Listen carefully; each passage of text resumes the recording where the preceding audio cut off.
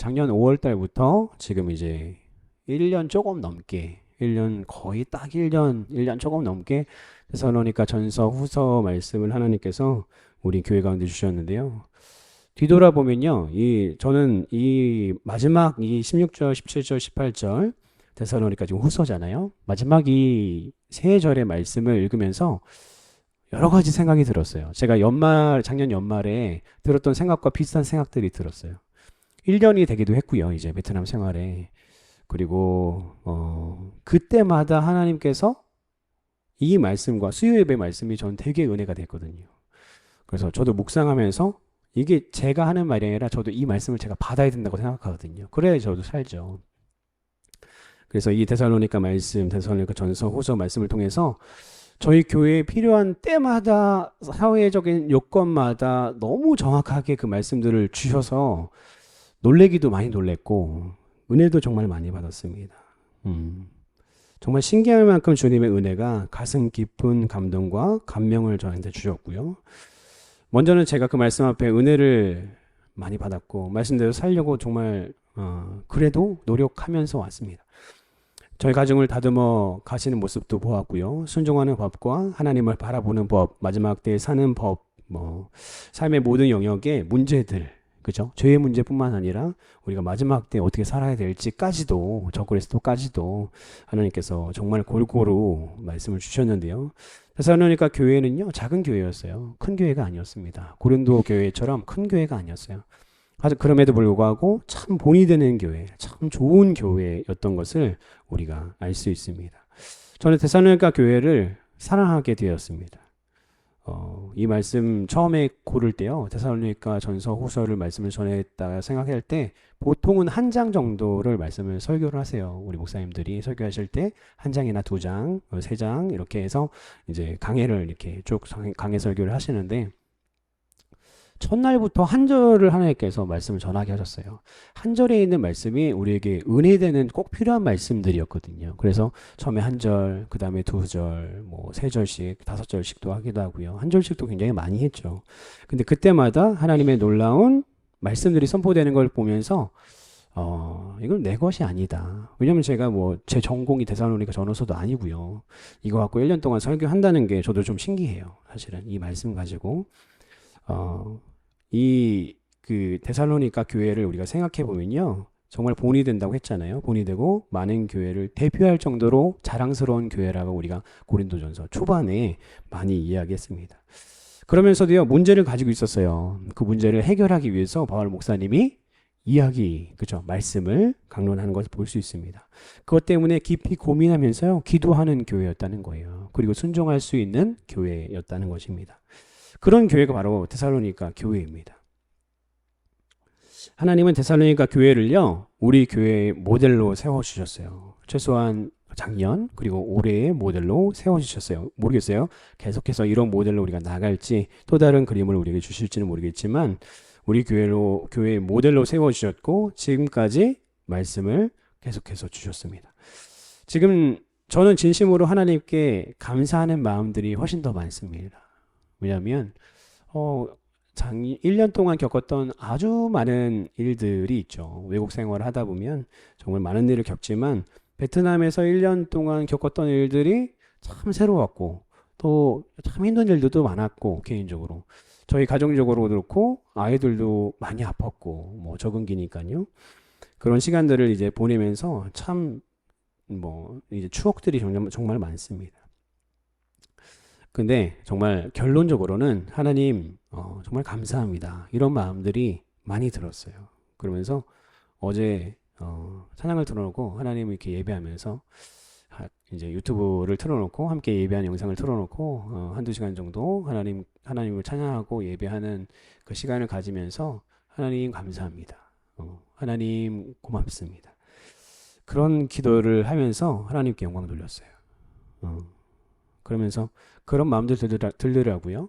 하나님 준비가 되면 우리 교회도 이렇게 함께 예배하는 악기도 하고 함께 이렇게 찬양하는 사람들이 함께 이렇게 기도하고 예배하고 하나님을 뜨겁게 찬양하는 그런 찬양도 하나님 주세요 라는 그런 소원도 생겼습니다. 우리 교회를 주님의 마음에 합당한 교회로 하나님께서 만들어 가심에 저는 너무나 감사했고 그리고 찬양하면서 1년들을 돌아봤었습니다. 우리가 작년을 마무리하면서 이야기했던 것들이 있죠. 그 중에 한 가지가 바로 뭐예요? 재정에 대해서 이야기하셨습니다. 재정에 대해서 이야기하면서 참 신기하다. 하나님께서 일하고 계셨군요. 하나님께서 정확하게 일하고 계셨고 하나님께서 채워주시고 계시군요.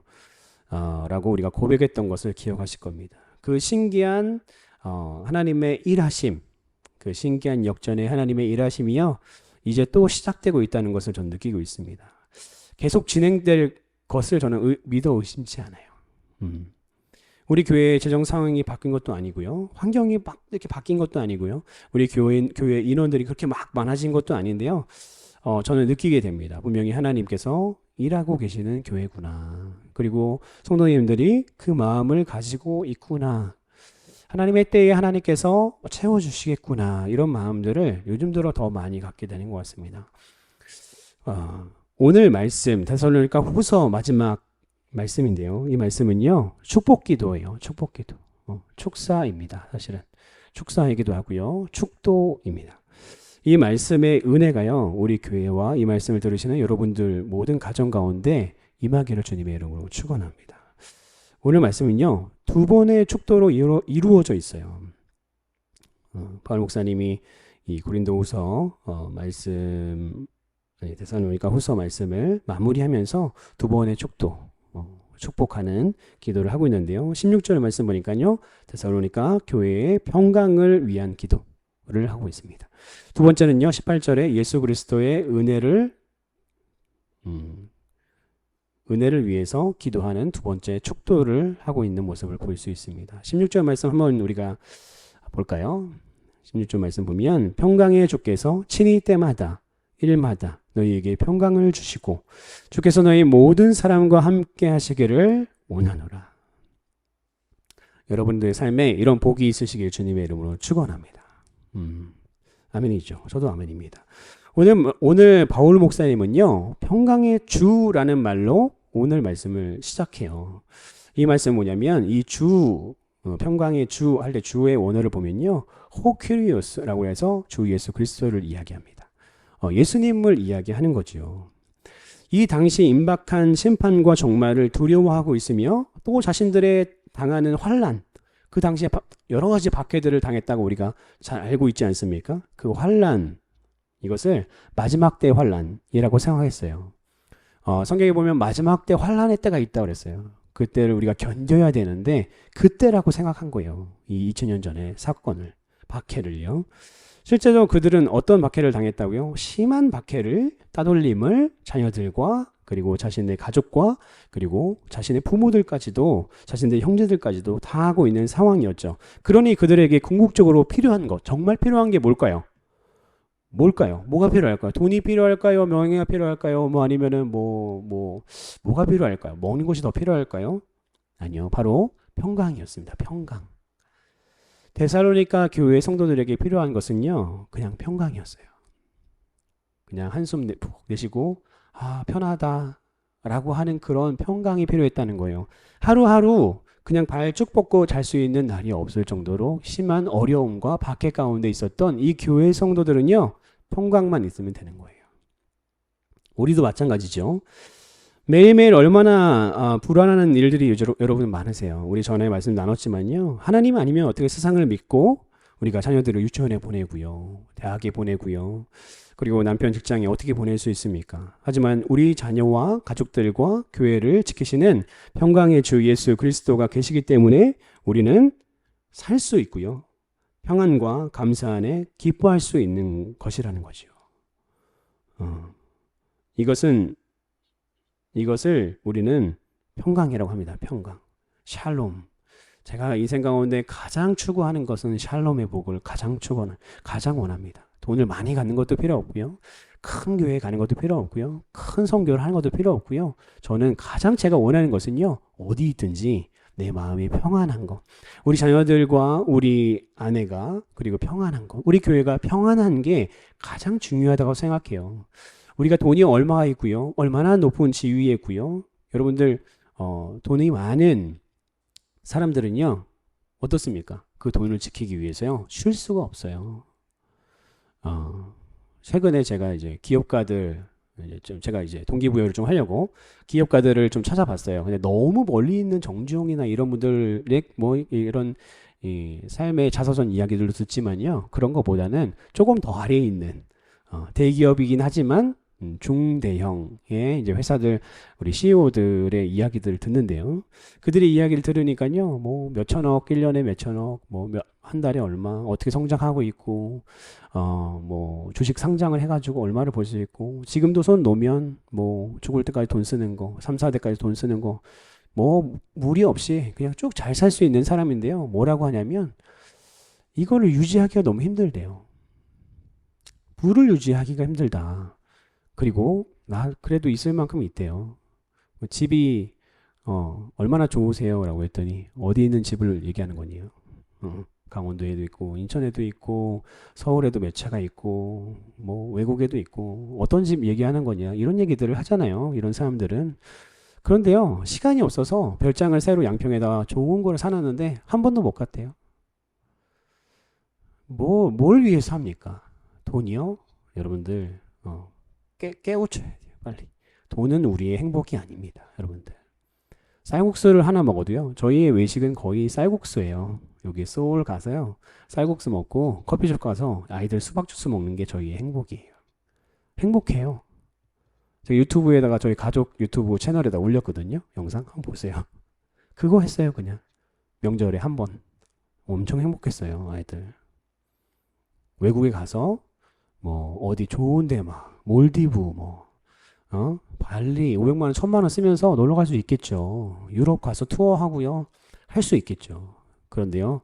그게 행복한 게 아니에요. 그거 가서 싸울 수 있고요. 그거 가서 신혼부부들 싸워서 헤어질 수도 있어요.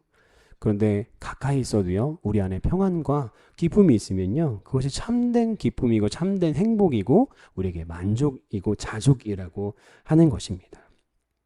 이것이 누구로부터 온다고요? 예수 그리스도께서 친히 우리에게 주시는 것이라고 합니다. 이것은요, 평강의 예수님께서만 주실 수 있다고 성경은 말씀하시는데요. 오직 예수님만 평강의 예수님이 되신다는 거예요. 평강의 하나님의 그 복이요, 평강의 성령님의 그 복이요, 누구로부터요? 우리 하나님으로부터, 예수 그리스도로부터만 올 수 있다는 겁니다. 그 배경은 무엇입니까? 그분을 통해서 우리가 하나님과 화해하게 됐다는 거예요. 우리가 하나님을 예배할 수 있게 됐다는 거예요. 아무것도 아니죠. 지금 이제 오래된 교회 건물과 이 모습을 보면서 빨리 공사를 하고 싶다 이런 마음이 들지만 이 교회에서 우리가 예배하는 것 자체가 얼마나 큰 축복인지 깨달아야 돼요. 이 교회에 나와서 예배하는 것, 여러분들 무슬림 지역에 가면요, 선교사님들이 평생 한 명 전도하려고 그렇게 힘들게 나눠주고 가르쳐주고요, 학비도 해주고 유학까지 보내면서 그렇게 해도요, 한 명 전도하기 어렵대요. 여러분들은 그 아주 소중한 한 명 중에 한 명이라니까요. 내가 예수님을 믿는 거요, 우연이지 않아요. 우리 성도님도 예수님을 믿고 아직 하나님을 경험하는 그런 부분들이 아직 약하지만 하나님을 만나는 그것은요, 여러분들 길거리에 나가서 전도해 보세요. 100명한테 얘기해 보세요. 한 명이요? 교회 한번 방문하기 진짜 어렵습니다, 여러분들. 계속 거절해요. 한국에서 2년 동안 전도해도요, 몇 명 교회 안 나와요. 노방전도, 코로나 시기니까 더 그랬겠죠. 하지만 하는 거예요. 왜요? 하나님의 선택받은 자, 하나님께 선택하신 자가 누구인지 모르니까요. 이 자리에 나와서 우리가 예배하는 그 구원의 기쁨을 누리는 것 자체가 무엇입니까? 평강이라는 거예요. 여러분, 천국을 조금이라도 믿으면요, 현실에 있는 문제들과 현실에 있는 어떤 것들이 힘들어서 우리가 막 눈물 흘릴 수도 있고요, 한탄할 수도 있고요, 푸념할 수도 있어요. 인간이니까 어떻게 그것까지 안 합니까? 원망의 말도 할 수 있고요, 정말 짜증난다고 욕할 수도 있어요. 심지어는. 하지만요, 하나님이 우리에게 천국을 보장해 주신다는, 우리는 구원받았다는 것을 우리가 아는 우리는요, 무엇을 할 수 있습니까? 샬롬의 평강 안으로 자꾸만 다시 들어갈 수 있다는 거예요. 그것을 누구로부터요? 예수 그리스도로부터 우리가 받게 되었죠. 왜요? 그분이 예수 십자가에서 돌아가심으로, 죽으심으로, 그리고 부활하심으로 우리가 그 평안을 받았으니까 그렇습니다. 우리가 예수 안에 있을 때 우리는 평안할 수 있다는 거예요. 세상의 다른 것으로는요, 만족할 수도 평강이라고 말할 수도 없습니다. 그저 허무하고 공허하고 믿겨진 독에 물을 붓는 것처럼요. 그렇게 아무리 좋은 것을 부어도요, 만족이 없어요. 여러분들, 저 여기서 집을 살 수도 있는데요, 제가. 돈이 없어요. 얘기하는 거예요, 그냥. 집을 살 수도 있는데요. 제가 만약에 여기다가 새로 짓는 아파트, 미드타운 옆쪽에 막 건물 많이 짓잖아요, 아파트들. 지금 한국 업체들도 많이 짓더라고요. 거기에다가 제가 5억짜리 집을 샀다고 해봅시다. 며칠이나 갈까요, 행복이? 나이가 점점 드니까요. 옛날에는 뭐 핸드폰, 제 알바해가지고 핸드폰 좀 안 좋은 거 하나 사도 너무 이거 좋아가지고 막 이렇게 맨날 이렇게 갖고 놀고 한 달은 갔던 것 같아요. 나이가 조금씩 먹으니까요. 아무리 좋은 거 해줘도요. 일주일 가기 힘들어요. 일주일. 아무리 좋은 거 누가 사줘도요. 3일 가기 힘들어요. 그것이 세상입니다.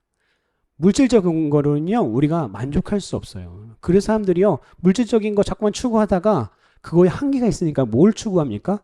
인생을 살면서? 인간관계를 추구하는 거예요. 관계 안에서 축복.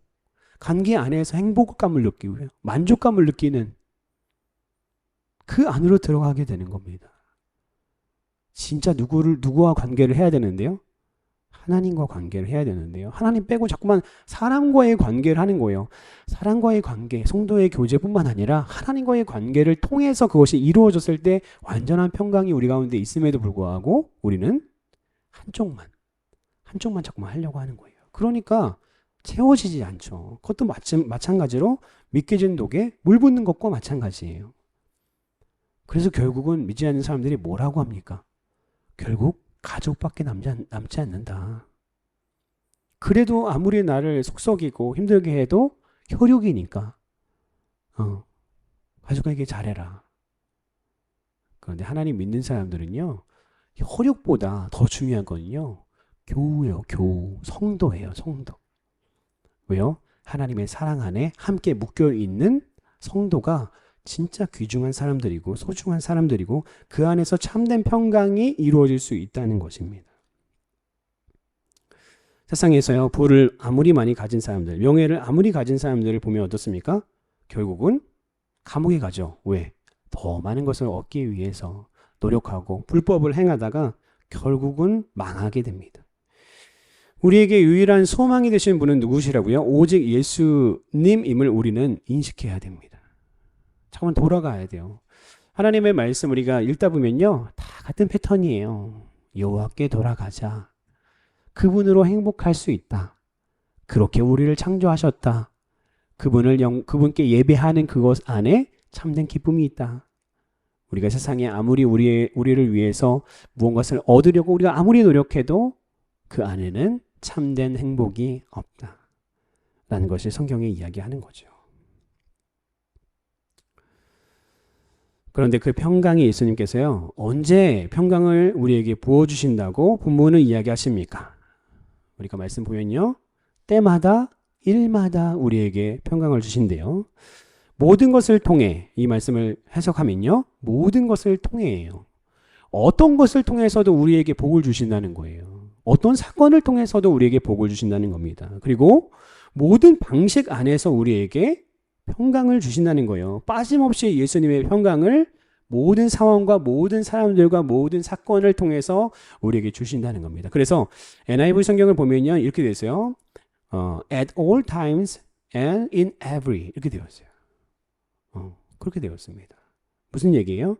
모든 시간과 상황 가운데 어떤 환경 가운데서도 하나님께서는 예수 그리스도께서는 하나님께서는 평강을 우리에게 주신다는 겁니다. 이걸 다른 말로 하면 뭐예요? 항상이에요. 항상 우리에게 평강을 주시는 분이 바로 예수 그리스도라는 거죠. 다시 말해서 우리를 사랑하시는 예수님께서 진리 안에 서 있는 성도들에게 하나님의 평강을 이 세상을 사는데 가장 큰 복인 이 평강을 우리에게 항상 무엇을 하든지 모든 상황 가운데서 주신다는 것입니다. 누구에게요? 진리 안에 서 있는 성도. 진리 안에 서 있는 성도에게요. 조건이 있어요, 항상. 나는 막 사는데, 구원파죠. 나는 막 사는데 그냥 하나님 나에게 복 주세요. 평강 주세요. 마음 평안함 주세요. 이거는 그냥 세상 이치와도 안 맞고요. 하나님 말씀과도 맞지 않아요. 그죠? 어떻게 할 때요? 우리가 예수님과 함께 할 때, 하나님의 말씀과 함께 할 때요. 그래서 16절 후반절에 보면요. 주께서 너희 모든 사람과 함께 하시기를 원하노라. 뭐라고 기도하고 있습니까? 뭐라고 축도하고 있어요? 바울 목사님이 이것은 평강이신 예수님께서 성도에게 임하실 때만 완전한 평강이 이루어진다는 것을 이야기해요. 결국은 예수님 자체가 우리에게 평강이 되시고요.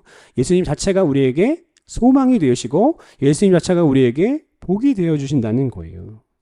세상이 줄 수 없는 평강. 바로 예수님을 통해서 오직 예수 그리스도를 통해서 얻을 수 있다는 겁니다. 18절을 보면요. 두 번째 축복 기도가 나오는데요. 우리 주 예수 그리스도의 은혜가 너희 무리에게 있을지어다. 우리 주 예수 그리스도의 은혜가 그 평강의 은혜가 너희 무리에게 있을지어다. 너희 교회에게 있을지어다. 우리의 전부는요. 예수님이세요. 예수님과 함께 해야 됩니다. 우리의 힘은요. 예수님이세요.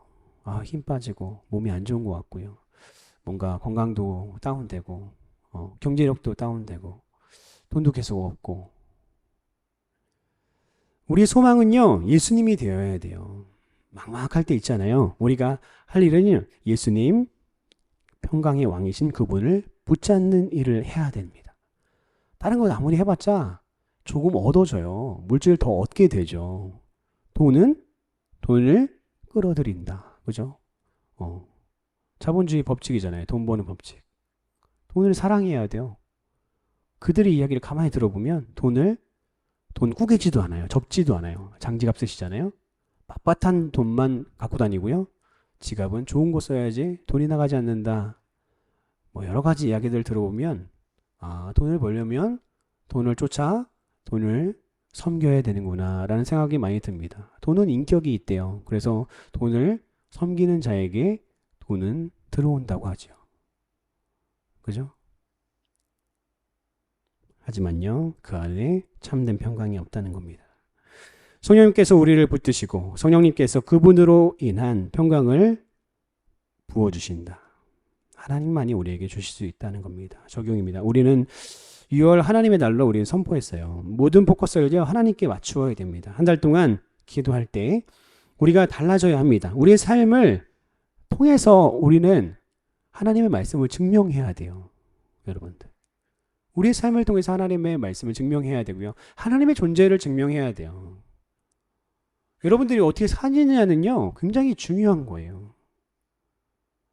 여러분들이 얼마나 그래서 크리스찬들은 외모도 좀 가꿔야 되고요. 옷도 단정하게 또 잘 입을 줄 알아야 되고요.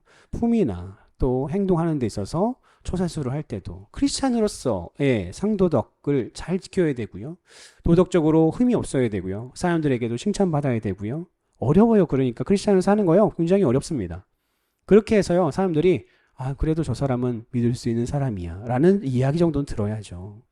사장이 생각할 때 저 사람 정도는 절대 놓치면 안 돼. 그만둔다고 할 때 월급 2배로 더 줄게. 그냥 하자. 라는 이야기 정도는 들어야죠.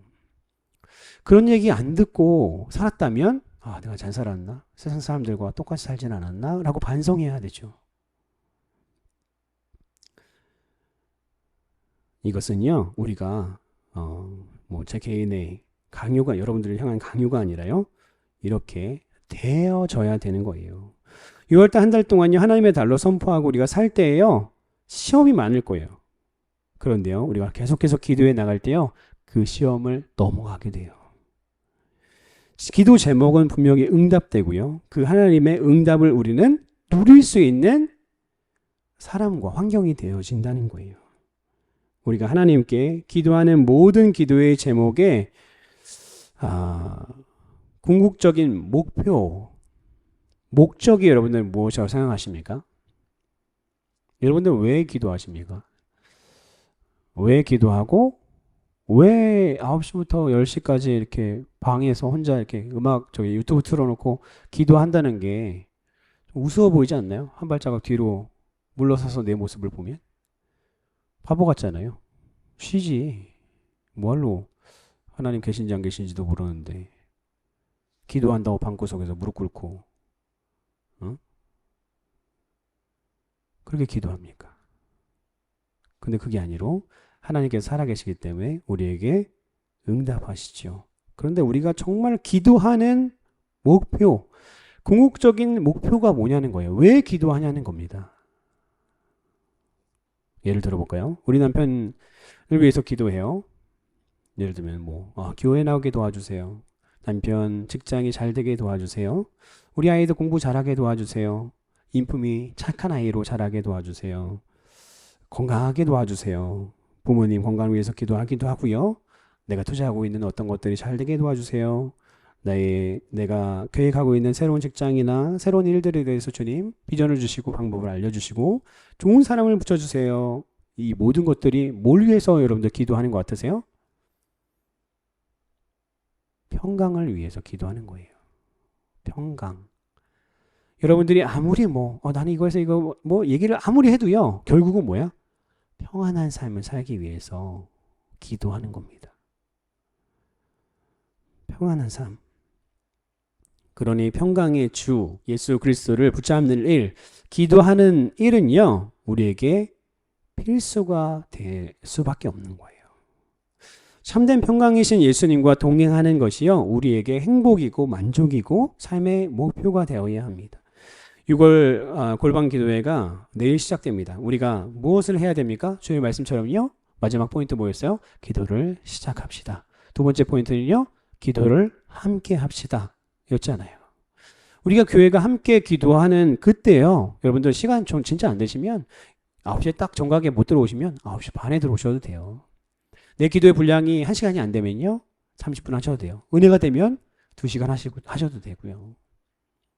기도의 분량만큼 하나님 은혜 되시는 만큼 하지만 좀 도전하셔야 됩니다. 기도만 하면 다야. 기도만 오래 하면 다야? 해보세요. 세상에서 제일 어려운 게 기도니까. 기도의 분량이 작으면요. 믿음의 그릇이 작은 거예요. 기도의 분량을 여러분들 늘려나가셔야 됩니다. 그래서 앉으면 30분, 1시간 함께 기도하면요. 합심해서 기도하면 할 수 있어요. 집에서 혼자 하면요. 잡념도 들어오고요. 혼자 기도하면 아이들도 문을 두들기도 하고 여러 가지 문제가 있으니까 우리가 그래서 모여서 기도하는 거지 않습니까? 하지만 이번 기도회 할 때 집에서 하잖아요. 그러니까 사단 결박하면서 하나님께 우리가 기도 제목도 나눠 드릴 텐데 그 기도 제목 가지고 기도하고 내 문제를 위해서 기도하고 하면서 하나님께 우리의 문제를 다 내어드릴 때 하나님께서 우리의 마음과 내 평강의 복을 분명히 허락해 주실 거라고 믿고 하나님께 구체적으로 내놓는 기도의 제목들을 하나님께서 응답해 주실 거예요. 작은 것부터요. 큰 것까지 여러분들 한번 기도해 보세요. 기도 제목 구체적으로 내놓으세요. 기도하는 분들은요. 기도 제목이 많아요. 기도 안 하는 사람들이요. 기도 제목 한 가지, 두 가지 내놓기 어려워요. 가족 건강하게 해주세요. 또 직장 잘 되게 해주세요. 이거밖에 없어. 왜? 기도를 해야지 기도 제목이 있지. 평소에. 기도할 게 없어요. 하지만 기도하시는 분들은 저한테 기도 제목 보내주시거든요. 정기적으로 계속 보내주신 분들이 있는데 그분들이 기도 보낼 때는요. 카카오톡으로 계속 올려야 돼요. 계속 올려. 전도 대상자부터 시작해서 건강과 자녀들 기도 제목도요. 길어요. 왜? 하나님께서 역사하시고 응답한 그 경험들이 있으니까 구체적으로 얘기하는 거예요. 자꾸만. 이렇게 되길 원합니다. 성사님 기도해 주셔서 감사해요. 기도 응답됐습니다. 계속 업데이트해요. 한 달에 한 번씩. 여러분들 꼭 저한테 기도 제목 주셔야 돼요. 이번에. 그리고 함께 기도 응답의 축복을 누렸으면 좋겠습니다. 그것이 뭐예요? 궁극적으로는 예수 그리스도의 평강이겠죠. 하지만 그것을 이루기 위해서 하나님께서 우리 가정 가운데 필요한 것들 부어주시기 원하시는 가정의 복, 경제의 복, 자녀의 복, 여러 가지 복들이 이번 기회를 통해서 하나님께서 부어주실 것을 간절히 소원하며 저도 여러분들 위해서 기도하겠습니다. 하나님께서는 반드시 이를 행할 것이며 주님이 기뻐하시는 시간이 될 거라고 생각합니다. 왜요? 하나님과 교제하니까요. 하나님께 기도하니까 우리는 기쁠 수밖에 없고요. 그 안에 이미 평강이 우리 안에 임하게 될 줄 믿습니다. 이제 기도할까요?